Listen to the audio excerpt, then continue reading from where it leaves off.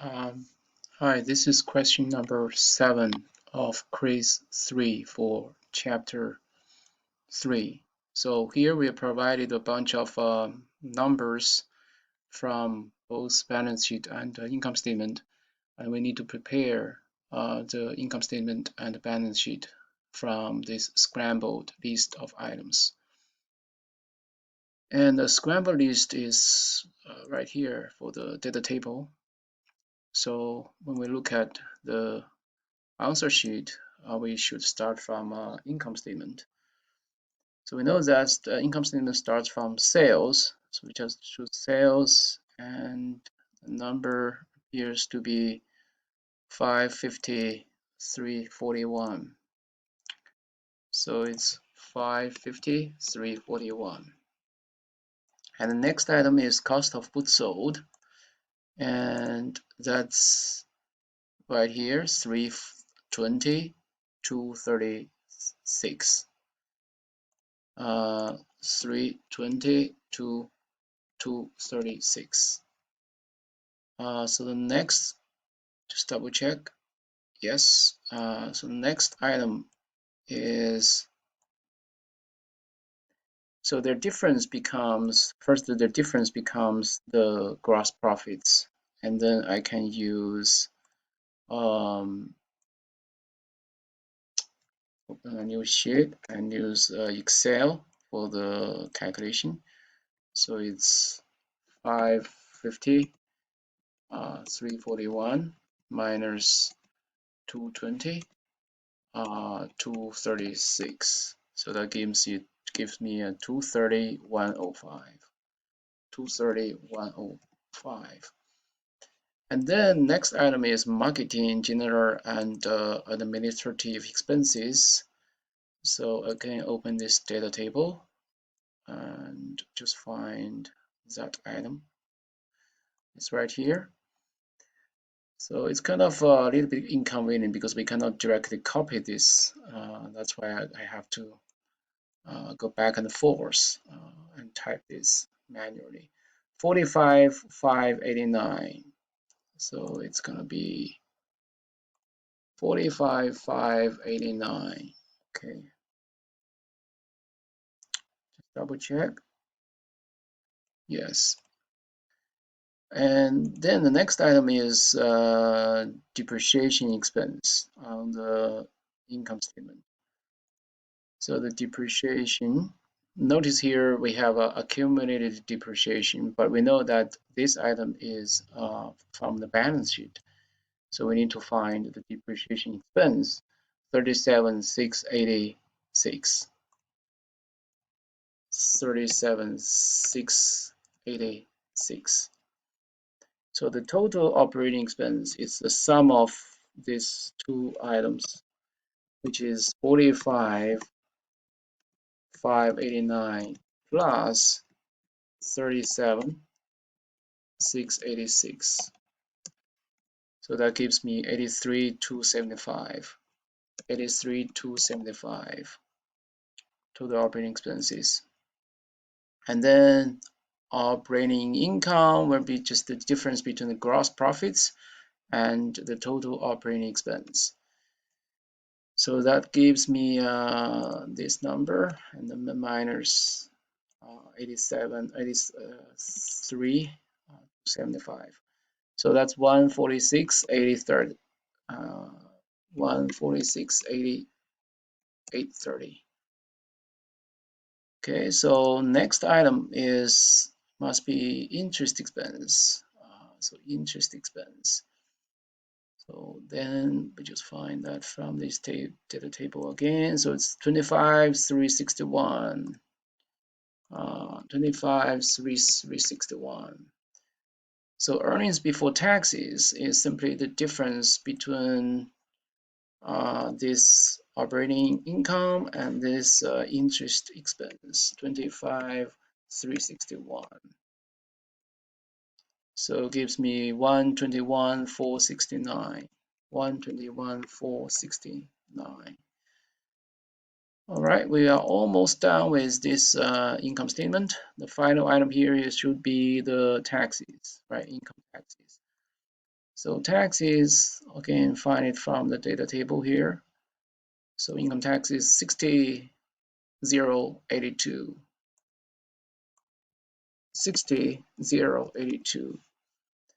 So finally, net income is simply the difference between these earnings before taxes and the income tax is 60,082 minus 60,082. So 61,387. 61,387. So that's net income.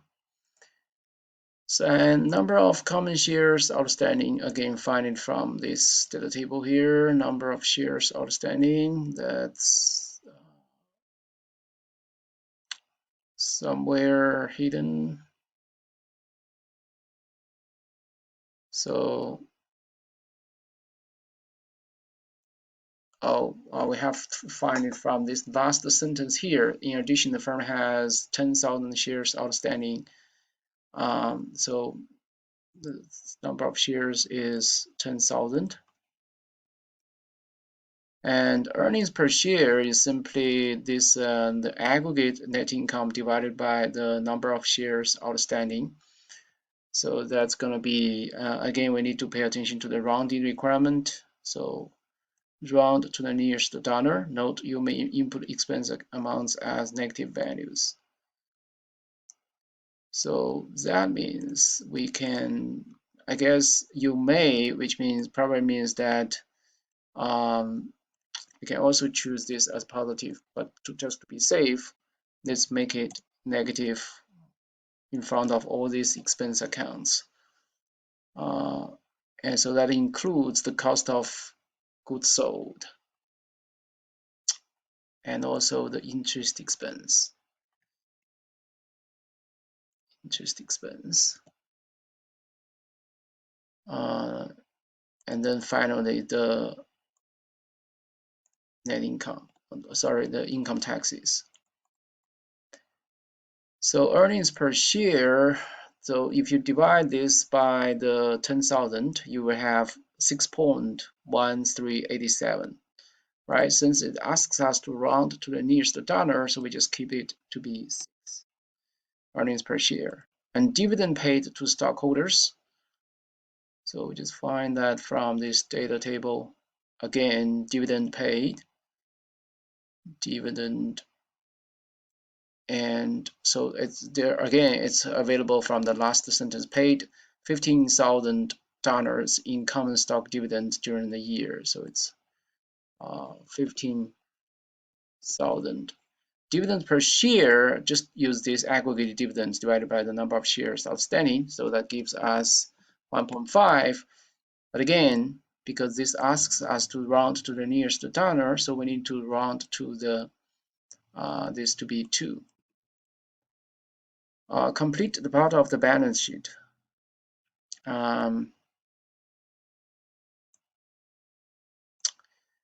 So this starts from a not a very usual position. Usually we start from the asset side of the balance sheet. But here we actually need to work with the liabilities and equity side. So liabilities, we start from accounts payable. So find that number from the data table. Accounts payable is right here, 64,391. 64,391. And then the next one is notes payable, short-term notes payable. So again, find it from this data table here. Short-term notes payable, 29,252. 29,252. Total current liabilities is simply the sum of these two numbers. So it's 64,391 plus 29,252. So that gives me 93,643. 93,643. And then the next item is long-term debt, right? So that's, and then again, find it from this data table here. Long-term debt is 369.23. 369.23. Okay, so total liabilities is simply the sum of these current liabilities and long-term debt. Long-term debt is 369.23. 369.23. So it gives me 454,566. 454,566. And so, and we're done with the liabilities section. And then for the equity section, we start from common stock. And common stock should be, I saw it somewhere, so it's 128.84. So it's 128.84. And next one must be retained earnings, right? Retained earnings. So retained earnings is somewhere here, 138.810. So it's 138.810. So total common equity is sum of these two. So it's gonna be 128.84 plus 138.810. So that gives me 259,694. 259,694. And total liabilities and equity is simply the sum of these two, right? So it's a sum of these total liabilities and total equity. So it's 714,260. So later on, we're going to use whether the total assets equals the total liabilities and equity to verify whether the balance sheet is balanced. So I guess, and then we should be working on the asset side. Round to the nearest dollar. Input the cumulative depreciation amount as a negative value. So the asset side, we should start from, I guess, cash, right? Cash is actually is not directly provided. It asks us to calculate this. So we can first work with other items, right? Other items, and then eventually we can use the balance sheet identity to figure out the cash, because we already know the total assets, right? Total assets must be equal to the total liabilities plus owner's equity. So we can just copy this number here. And once we also know all the other items on the asset side of the balance sheet, we can use the balance sheet identity to back out this cash item. So that's the strategy here. And the next item is accounts receivable. So accounts receivable, we find that from right here, 72,734. 72,734. The other one should be inventories. So inventories is right here, 47,062. 47,062. So total current assets, again, right now, since cash is not available, so we cannot directly calculate these total current assets yet, but we will be able to calculate in a minute once we have other items on the balance sheet available. So let's work with other items here first. Gross fixed assets. Gross fixed assets, that should be right here, 647,330.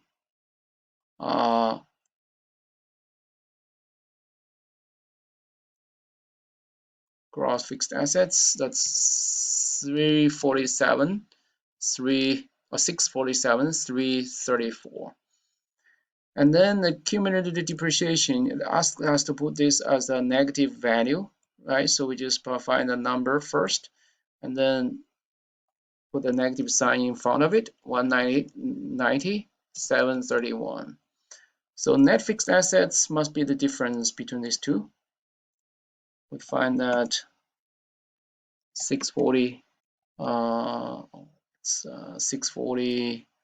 Why don't I just copy this number? Now I can copy it, but from the original MyLab data table, I cannot.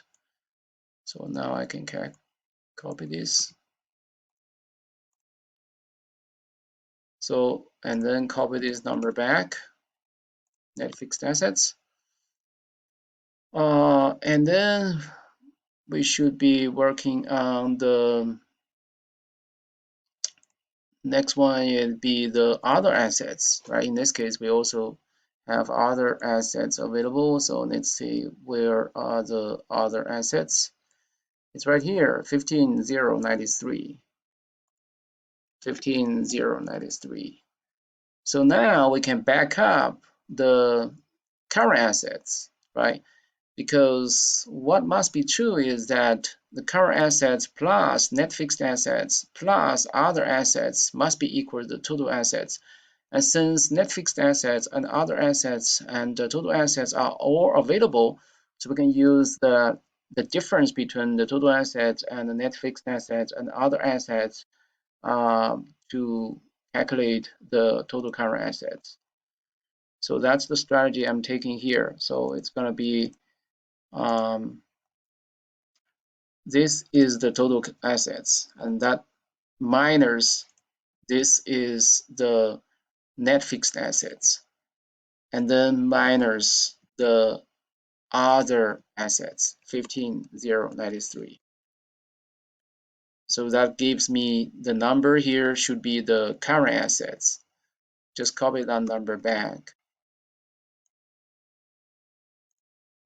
So, and then from this total current assets, I can further back up the cash amount here, because the sum of the cash and the accounts receivable and the inventories should be the total current assets.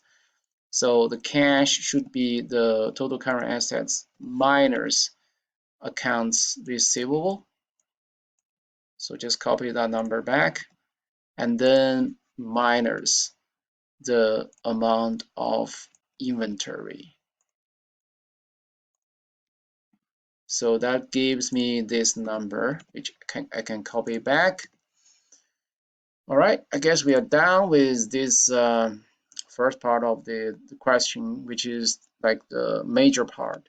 So the net working capital now can be calculated by, because as well as we know the difference, the definition of the net working capital, which is the current assets minus the current liabilities.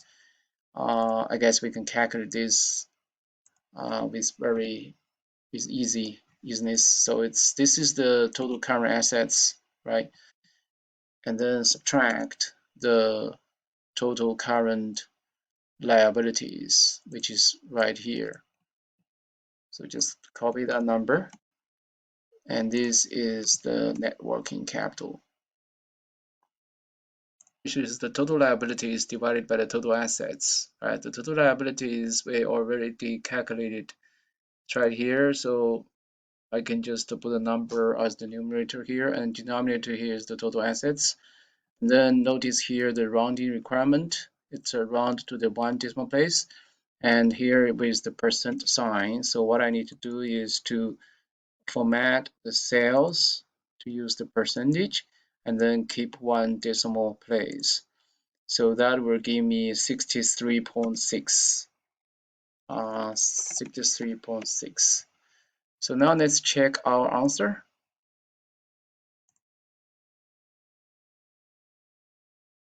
It turns out the reason we didn't get complete correct answer by MyLab was because actually MyLab has some problem with its instructions. The problem is with these numbers here, the earnings per share and the dividends per share. Actually, we need to keep 2 decimal places rather than following this rounding requirement, round to the nearest dollar. So if you keep 2 decimal places, you will get all these answers right. So that's the issue.